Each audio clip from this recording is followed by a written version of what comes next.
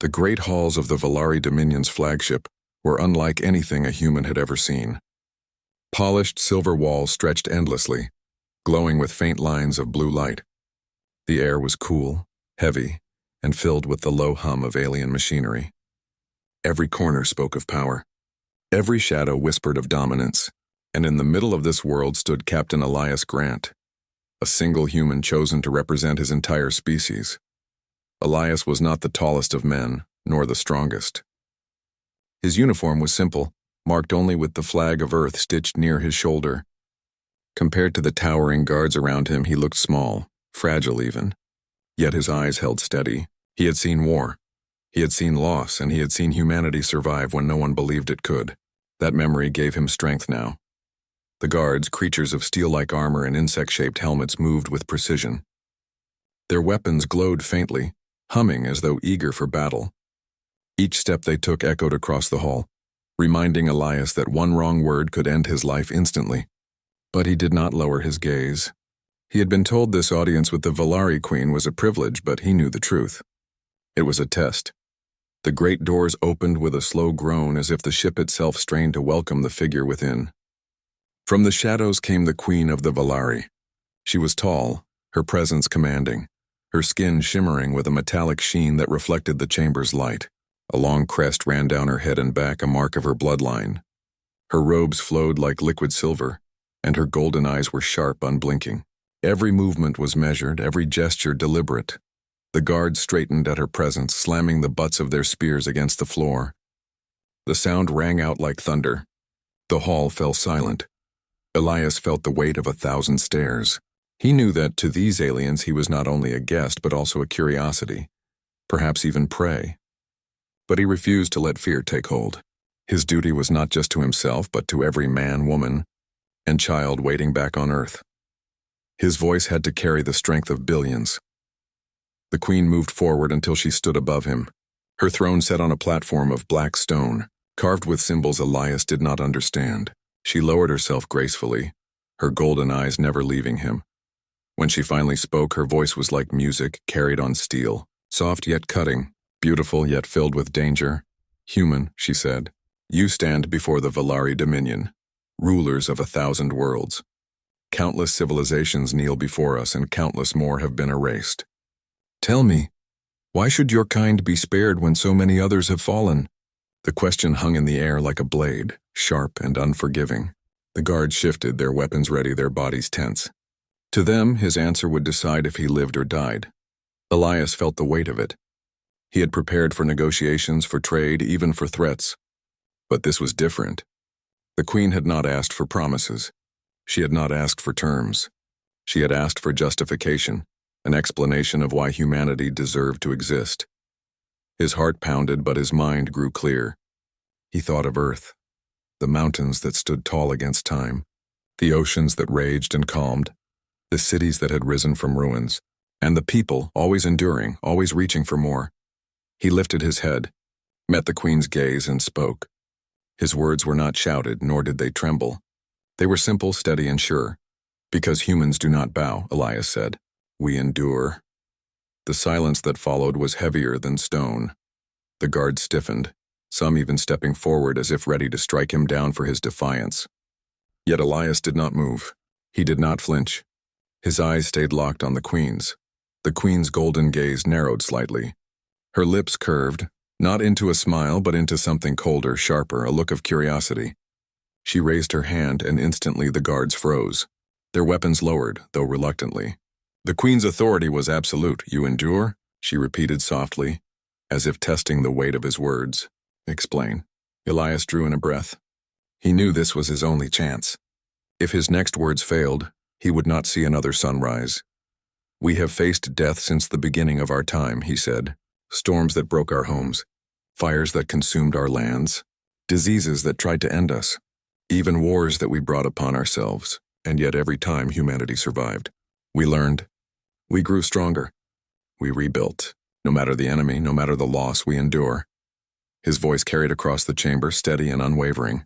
The guards looked at one another, uncertain. None had expected such confidence from a fragile-looking human. The Queen leaned back slightly in her throne, her expression unreadable. For a long moment she said nothing. The silence stretched, wrapping around Elias like a cage. Then slowly she raised her hand again. To his surprise, she gestured for her guards to leave. They hesitated, clearly unsettled, but obeyed without question. Their heavy steps echoed as they departed, the great doors closing behind them. Elias was left standing alone before the queen. "Interesting," she said at last, her golden eyes glinting. "Perhaps your kind is not as weak as I believed." Her voice was calm, but Elias could sense the shift. She was no longer testing him with threats. She was considering him, and though his body remained still, his heart knew the truth. The first step had been taken. Humanity's future now hung not on weapons or armies, but on words. For the first time in history, a human had spoken before the Valari queen and lived to see her dismiss her guards. And all it took was a single answer. The great doors of the queen's chamber had closed, leaving only Elias and the Valari queen. The hum of the ship's engines seemed distant now, as if the universe itself paused to watch what would happen next. The guards, those ever-present symbols of power and danger, were gone. For the first time, Elias could breathe, though the weight of the queen's gaze still pressed upon him like a physical force. The queen leaned back in her throne, her metallic skin shimmering under the soft lights of the chamber. She regarded him with a mixture of curiosity and caution. No human, or any being for that matter, had ever dared to speak so boldly in her presence. And she was a ruler who was used to obedience, not courage. "You said humans endure," she said, her voice calm, almost melodic, yet carrying an edge sharp enough to cut stone. "Tell me why. Explain it to me. Convince me that your species deserves to live while others fall before us." Elias straightened, drawing strength from the memories of his world. He thought of deserts that had swallowed entire cities, and yet the people had found water. He thought of storms that had torn through continents, and yet humans had rebuilt. He thought of wars that had almost destroyed civilizations, and yet humans had found ways to thrive again. "Your empire is vast," he began, his voice steady. "You have conquered thousands of worlds. You have armies that crush resistance without effort. But you cannot conquer resilience. You cannot destroy the human spirit. No matter what you do, no matter what you take, humanity will endure." The queen tilted her head slightly, considering him. Her golden eyes glimmered with something Elias could not name. Interest, perhaps, or surprise, maybe even respect.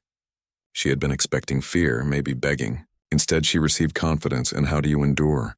she asked. "Tell me what makes your species so persistent." Elias paused. His answer had to be precise. He could not boast, for boasting would seem foolish. He could not appeal to fear, for fear would not move her. He needed to speak truth. "We endure because we never give up," he said. "Because when everything seems lost, we find a way. When our homes are destroyed, we rebuild. When our leaders fail, we rise. When our people are in danger, we come together. We fight, not always with weapons, but with ideas, with cooperation, with determination. We adapt, we learn, we survive. And in surviving, we grow stronger." The queen leaned forward slightly, the weight of her gaze making Elias feel like he was standing under a storm of gold light. "Interesting," she said. "Your words carry no threat, yet they are powerful. I sense something in you that most species lack." Elias took a breath and decided to push further, speaking not just as a representative, but as a voice of all humanity. "Your empire has strength," he said, "but strength built only on fear is fragile. You can conquer, but you cannot control hearts and minds that refuse to submit. Humans will not kneel because of your weapons. We will only yield to reason, to fairness, to understanding. And when we face injustice, we fight back. That is our nature. That is why we endure." The queen did not speak for a long time. Her golden eyes studied him with a depth that made Elias feel as if she could see his soul. Then unexpectedly she spoke again, her voice softer this time. "You are bold," she said. "Bold enough that your words have made my guards hesitate. Bold enough that I want to hear more." Elias blinked, surprised. Her words were not a threat. They were an invitation. The queen had never invited anyone to speak freely in her presence. "You have dismissed your guards," he said cautiously. "Does that mean I am safe?" "For now," she replied, her gaze unwavering. "But do not mistake safety for favor. You are still a guest in my halls, Elias Grant. One misstep and you would wish for a swift end rather than a slow one." Elias nodded, understanding perfectly. Danger was still present, but so was opportunity. And this was his chance to prove the strength of humanity, not with weapons, but with words and wisdom. "May I speak freely, Your Majesty?" he asked. The Queen inclined her head slightly. "Speak, Elias." The Queen's chamber had grown quiet once more. The guards had retreated to the edges of the room, standing motionless. Yet their presence reminded Elias that this audience was far from over. The Valari Queen's golden eyes, sharp and unyielding, were fixed on him, studying him in ways no human had ever been studied before. She had already dismissed him from death, yet her curiosity had only deepened. "You speak of human resilience," she said slowly, her voice softer now, almost reflective. "You claim to endure against impossible odds. But tell me, human, what is it that drives you to rise again and again? What makes your species different from those who crumble?" Elias thought for a moment. The question was not simple. He could speak of history, of battles, of natural disasters, but the Queen wanted something deeper, something that revealed the core of humanity. "It is hope," he said finally. "Hope and the will to protect those we love. Even when the world is against us, even when death seems near, humans fight because we refuse to give up. Not for glory, not for power, but because to stop trying would mean losing everything we hold dear, and that is something we cannot accept." The Queen leaned forward, resting her elbows on the arms of her throne. She studied him intently. "Interesting," she murmured. "You speak of love, of hope, and yet your species fights. You kill, you destroy, you wage war upon your own kind. How can I trust that this same will to endure will not become a threat to me?" Elias did not flinch. He knew she expected him to be intimidated by her words, perhaps even to apologize for humanity, but he did not apologize. He spoke truthfully, calmly. "Strength is not only in conquest, Your Majesty," he said. "It is in understanding, in learning from mistakes, in standing together against threats. Yes, humans have fought, and yes, we have made terrible mistakes, but every battle has taught us something. Every failure has shaped us. That is why we endure, and why we continue to grow stronger." The Queen's eyes glimmered, a spark of thought flickering in her golden gaze. She had seen countless species conquered, erased, or absorbed into her dominion. All had bent under the weight of fear. None had dared speak as he did, not with calm defiance, but with reason. For the first time she felt a stirring of doubt, a question she had never asked herself. Was dominance truly strength, or was resilience, persistence, and the capacity to grow from struggle a greater measure of power? She leaned back in her throne, folding her long arms across her chest. "So you claim that your people can endure because you adapt. That is impressive, human. But adaptation alone does not prevent destruction. What happens when an enemy is stronger, faster, more intelligent than you? What happens when your hope is tested beyond measure?" Elias straightened, speaking slowly, carefully, choosing words that would resonate beyond this room. "Then we endure again. Because to surrender hope is to surrender life itself. Humans may not be the fastest, the strongest, or the most powerful species, but we do not give up. That is our advantage. That is our strength. We may fall, but we rise again. And each time we rise stronger, wiser, and more united than before." The Queen was silent for a long moment. The chamber seemed to hold its breath. Even the low hum of the ship's engines felt like it had paused in deference to this conversation. She had faced countless beings who claimed superiority, who boasted of invincibility, yet they all crumbled under her gaze. Elias did not. He did not bend, he did not plead, he did not falter, and somehow that unsettled her more than any weapon ever could. "You speak boldly," she said finally, her tone measured. "Boldly enough that you challenge not only my perception of humans, but my understanding of power itself. Tell me, human, do you think your kind could ever inspire others? Other species under my dominion, for example, to resist?" Elias did not answer immediately. He understood the trap in her question. To speak of rebellion would be dangerous, yet honesty, framed correctly, could convey the truth without threatening her rule. "Perhaps," he said cautiously, "but humans do not seek to dominate others. We seek to live, to survive, and to thrive. If other beings see our perseverance and are inspired, it is not rebellion we incite, it is hope. Hope is not a threat to rule, Your Majesty. It is a force that can coexist with wisdom, if a ruler chooses to understand it." The Queen's golden eyes narrowed slightly. She leaned forward, her long fingers tapping rhythmically on the arm of her throne. "And if I were to test this claim?" she asked. "If I were to give your people a trial beyond imagination, A world where survival is nearly impossible. Would your species endure? Elias met her gaze steadily. We would try. We would endure. And even if some fell, others would carry on. That is humanity. That is why we do not bow, why we do not break. We endure because there is no alternative. To stop trying is to cease existing, and humans do not accept that. The Queen said nothing for a long moment. Then, almost imperceptibly, she leaned back in her throne, her expression inscrutable. Elias could not read her thoughts, but he could feel the change. Her curiosity had shifted from mere observation to contemplation. She was no longer merely testing him, she was considering him. "You are unusual," she said at last, her voice soft but commanding. "I have ruled this empire for centuries, and I have never encountered a being like you. You are fragile in body, yet strong in spirit.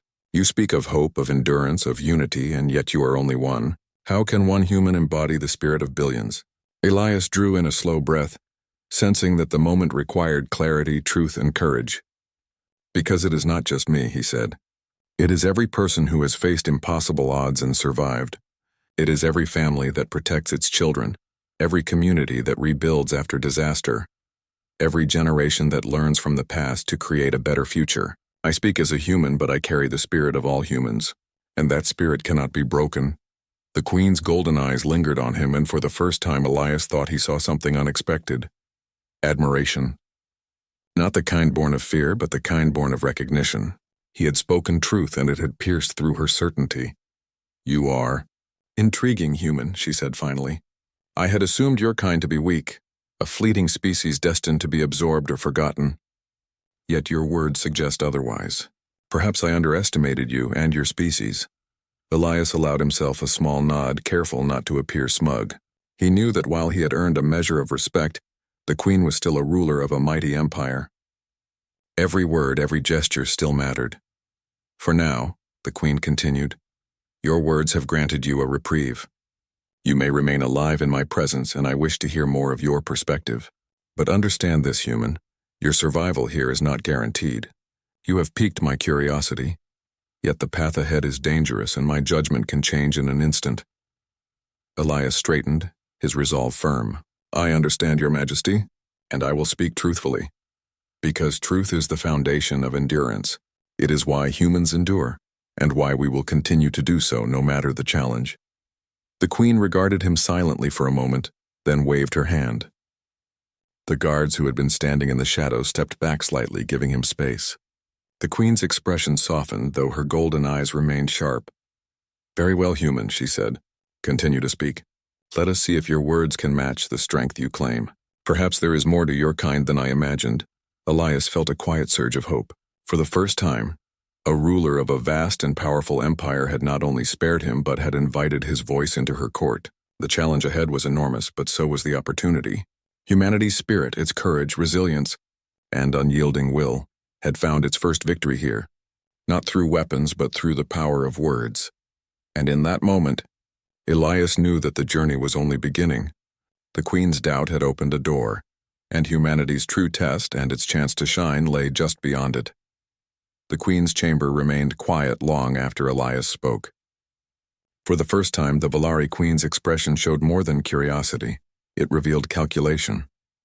She had listened to his words, weighed them, and now she wanted to see if his claim of human endurance was true.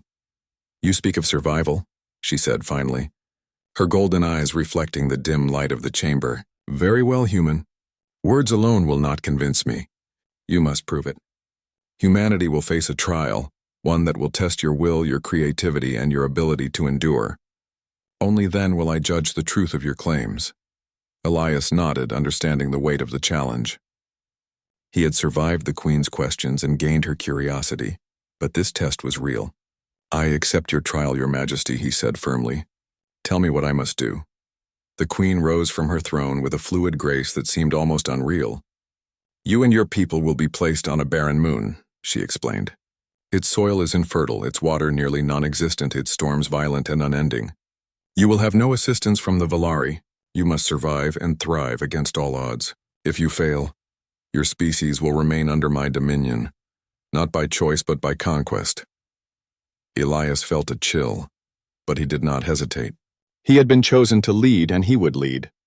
"We will endure," he said.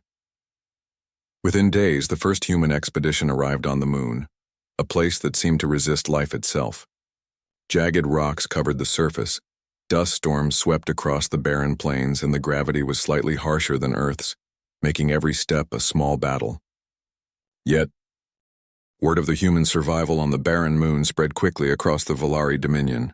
Though the Queen had intended the trial to be private, whispers traveled through communication networks, and the story reached distant planets within days. For the first time in history, humans were being noticed, not as a weak species to be conquered, but as a force that could endure challenges no one had thought possible. Within the halls of the Valari Empire, reactions were mixed. Some nobles were impressed, their curiosity sparked by tales of human ingenuity. Others, especially those who benefited from fear and obedience, felt threatened. A small faction began to murmur that the humans' perseverance could inspire other species to question the Dominion's rule. Fear, the same weapon the Queen had wielded for centuries, now turned on her own empire. Meanwhile, Elias and his team continued their work on the barren moon.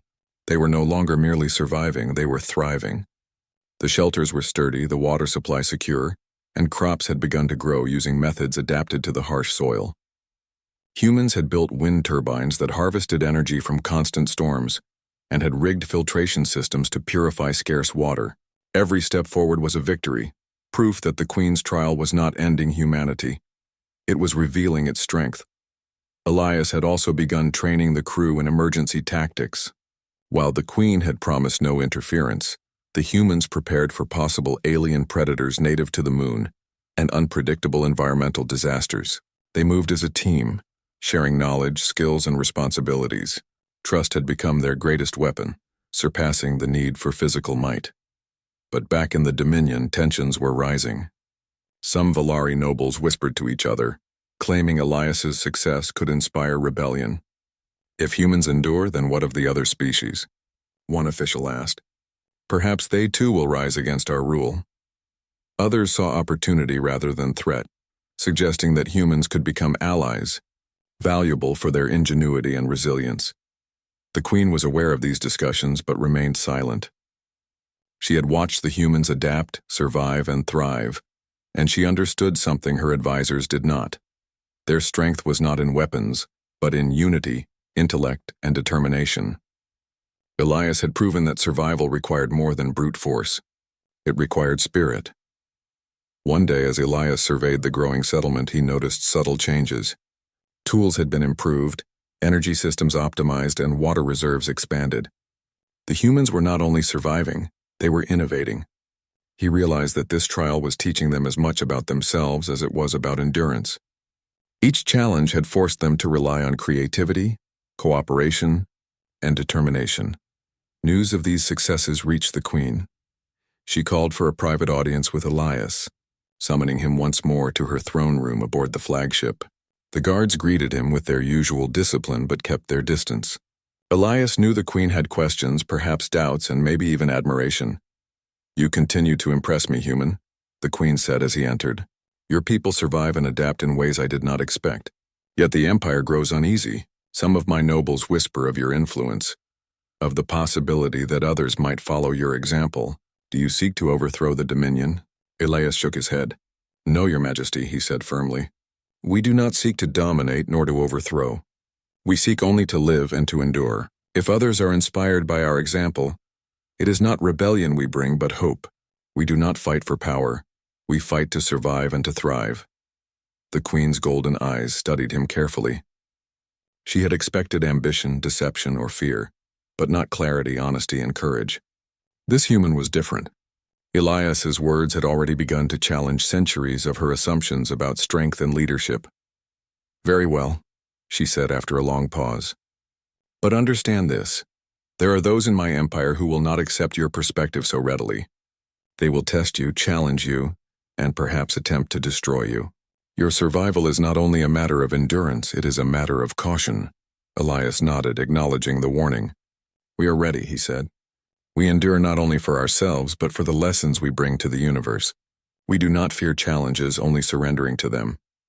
Back on the moon, the humans faced new obstacles. Unexpected storms struck, stronger than any before. Alien predators, creatures of sharp claws and piercing eyes, tested the settlement's defenses. A few supplies were lost to accidents and miscalculations, yet every challenge was met with teamwork, ingenuity, and unwavering determination. Humans repaired damaged systems, reinforced shelters, and improvised new solutions faster than the moon could destroy them. Elias observed these events closely. He understood that survival was not just about winning battles. It was about learning, adapting, and inspiring confidence in each other. Every problem solved, every obstacle overcome, reinforced the humans' sense of agency. They were no longer passive survivors. They were creators of their own destiny. The Queen continued to observe silently from afar, studying the humans' every move. She noticed how small groups of humans worked together seamlessly, how ideas spread and evolved, and how the will to endure motivated every action. Slowly, she realized that humans possessed a kind of strength her empire had never valued.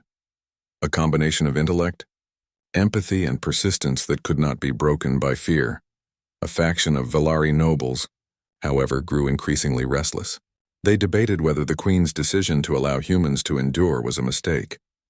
Some plotted subtle ways to sabotage the human settlement, hoping to prove that humans were not as resilient as Elias claimed. Yet every attempt failed, not because of superior force, but because the humans were vigilant, cooperative, and adaptive. Each failure reinforced the lesson. Fear and violence alone could not control them. Elias was unaware of these plots, yet he sensed tension in the Dominion. He prepared his people not for battle, but for resilience. He reinforced teamwork, communication, and problem-solving skills. He reminded his team that endurance was not only about surviving physical challenges, it was about staying united, making thoughtful decisions, and never losing hope. Over time, the barren moon began to transform. Humans had dug irrigation channels, cultivated hardy crops, and constructed protective shelters. Their small settlement thrived against conditions that seemed insurmountable. What had once been a trial designed to destroy them had become a showcase of human ingenuity and perseverance. The Queen, observing these developments, began to feel a subtle shift in her perception of power. She had ruled through fear and control, believing that strength came from dominance. Yet here were humans, fragile in body but unyielding in spirit, proving that endurance, creativity, and unity could rival, even surpass mere force. "You have shown me something unexpected. Human," she said during a private communication with Elias. "Your people endure, not because they are strong in the usual sense, but because they refuse to surrender. They have not only survived, they have adapted, created, and inspired. Perhaps I underestimated your kind." Elias nodded, feeling a sense of quiet satisfaction. The Queen's respect was not yet complete, but it had begun. The Empire had witnessed the human spirit in action, and even the most skeptical observers had begun to reconsider what they believed about strength, endurance, and resilience. And in that realization lay the most important lesson of all. Humanity's power did not depend on weapons or armies. It depended on spirit, on unity, and on the unyielding will to survive and grow. For Elias, the trial was no longer just about survival. It was about proving, through action, the truth that humans could endure anything. Every obstacle overcome, every problem solved, and every act of cooperation became evidence that the human spirit could not be crushed, no matter how mighty the empire that watched. The barren moon was no longer a place of punishment. It had become a proving ground, a living testament to the ingenuity, courage, and endurance of humanity. And as Elias looked upon the thriving settlement, he knew that the Queen, the Empire, and the galaxy itself would never see humans the same way again. The barren moon was no longer a place of despair. Under Elias's guidance, humans had transformed it into a thriving settlement. Shelters stood strong against storms, water systems provided for every need, and hardy crops grew steadily in fortified soil. Every innovation, every small victory, was a testament to human ingenuity and resilience. Elias walked among his team, observing their work. Despite exhaustion, their faces shone with determination and pride. They had survived what seemed impossible, and now they were thriving. It was more than survival. It was proof of the human spirit. From afar, the Valari Queen observed every development. Her golden eyes reflected not only surprise but contemplation. She had expected humanity to struggle, perhaps to fail. She had expected to see desperation and weakness. Instead, she saw adaptation, intelligence, and cooperation beyond anything she had encountered in her vast empire. The Queen had watched humans endure storms, survive predators, and create solutions where none existed. She had witnessed the way they shared knowledge, how every person contributed to the survival of the group. This was not mere survival instinct. This was purpose, creativity, and unity combined. A force no weapon could destroy. In the court of her flagship, the Valari nobles debated what they had witnessed. Some argued that humans were too dangerous to Biel.